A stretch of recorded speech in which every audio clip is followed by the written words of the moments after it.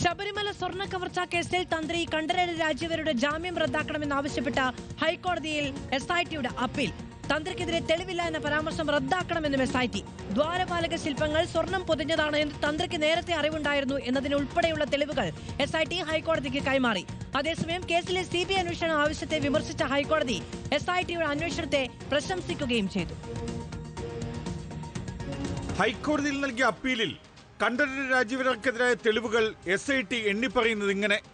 ഒന്നാം പ്രതി ഉണ്ണികൃഷ്ണൻ പോറ്റിയുമായി തന്ത്രിക്ക് അടുത്ത ബന്ധമുണ്ട്. പോറ്റിയും തന്ത്രിയും തമ്മിലുള്ള ശബ്ദ സന്ദേശങ്ങൾ തെളിവായി കണ്ടെത്തി. വിജയമല്യ സ്വർണം പൊതിയുന്നത് തന്ത്രിസ്ഥാനത്തിരുന്ന കണ്ഠരര് രാജീവർക്ക് അറിയാം. എല്ലാം അറിയുന്ന തന്ത്രി സ്വർണ്ണപ്പാളികളെ ചെമ്പെന്ന് രേഖപ്പെടുത്തിയ മഹസറിൽ ഒപ്പിട്ടുവെന്നും SIT. സ്വർണം പൊതിയുന്നതിനു മുമ്പ് അനുജ്ഞകലശം വേണമെന്നാവശ്യപ്പെട്ടുള്ള തന്ത്രിയുടെ സ്വന്തം കൈപ്പടയിലുള്ള കത്ത് SIT ഹൈക്കോടതിക്ക് കൈമാറി.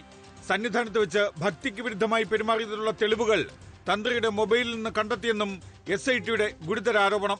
അതേസമയം ശബരിമല സ്വർണ്ണ കവർച്ച കേസിലെ CBI അന്വേഷണ ആവശ്യത്തിൽ ഹർജിക്കാരോട് ഹൈക്കോടതി കടുപ്പിച്ചു.